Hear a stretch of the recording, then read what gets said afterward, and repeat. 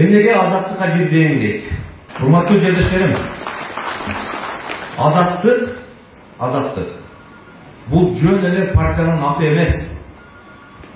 Bu ар bir Kırgız жаранын түйшөлткөн, ар bir Kırgız жараны көрөшө турган бүгүнкү учурдун талабы. Бүгүнкү ар bir Kırgızстандык жарандын ураны. Азаттык бул эгемендүүлүк. Мына биздин кимдигибизди айтып атпайбы? Кантип жеткенибиз жөнүндө азаттыкка. Бул азаттык үчүн далай-далай кандар төгүлгөн. Далай-далай элдер, эрлер кырылган. Мына 90-жылдары эгемендүүлүктү алып атканда Медеткан Шериковдун азыр эле айтып өттүк. Алып берди. Туура. Биз ошол Советтер Союзунан бөлүнүп чыгып, өзүбүзчө эгемендүү болуп, колубузда кагазыбыз бар. Бирок Медеткан Шериковдуктар алып берди дагы өздөрү кетти саясаттан. Ошол кагаз боюнча эле калды. Бүгүн мамлекеттин эгемендүүлүгү жок. Азаттыгы жок. Мен силерге далилдеп берем. Эгемендүүлүктүн, азаттыктын 3 негизги түркүгү болот. 3 бутта турат эгемендүүлүк. Эң биринчиси бул экономикага болгон көз карансыздык. Айдан кетип көрүнгөндөн миллиондон карыз сурап жүрөбүз. Мамлекетти 5 миллиард долларга жакын карыз сатып койдук. А элибиздин 750 миң банктарда заложник болуп турат карыз болуп. Geçen pandemiyada granitsalar jabılganda yer çüt açta kalıp kala жаздады.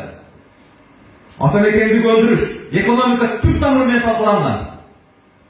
Medetkan Şeриковдуктар mamleketli bizge 500 zavod fabrika mevcut көрүп берген. Bugün eri koç aktı kaldı, alдағы Дүрбайдын аттарының қолында.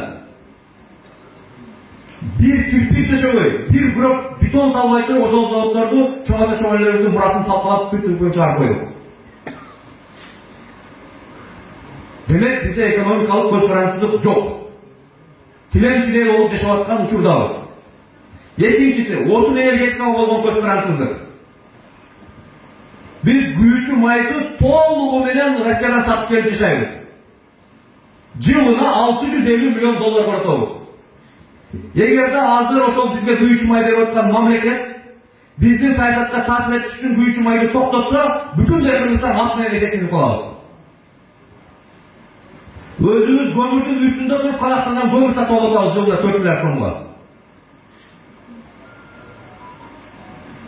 Özümüzde tok durup gaz veren жылытқыштарды колдонуп.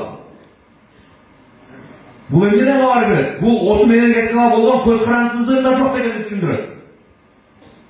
Көрүнгөндө карыз сурап экономиканы карызга тургузуп аткан болсоң,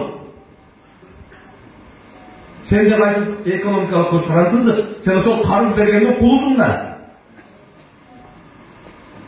Күйүүчү майды, газды, солярка, бензинди, баарын, көмүрдү сырттан ташып келип колдонуп аткан болсоң, sen ошол берген тараптын кулусуң да.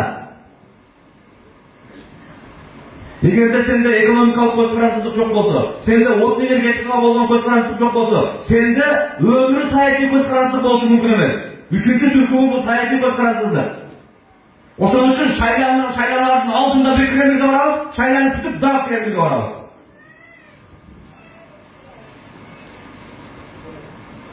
Эгерде ушул 3 түркүбүдөн жок болгон болсо, бул өлкөнүн эмнеси эгемендүү?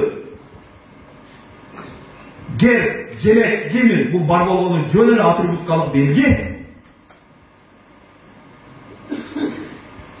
Мына ошол азаттык үчүн, мамлекетти эгемендикке жеткизүү үчүн мен азаттыкка кошулдум.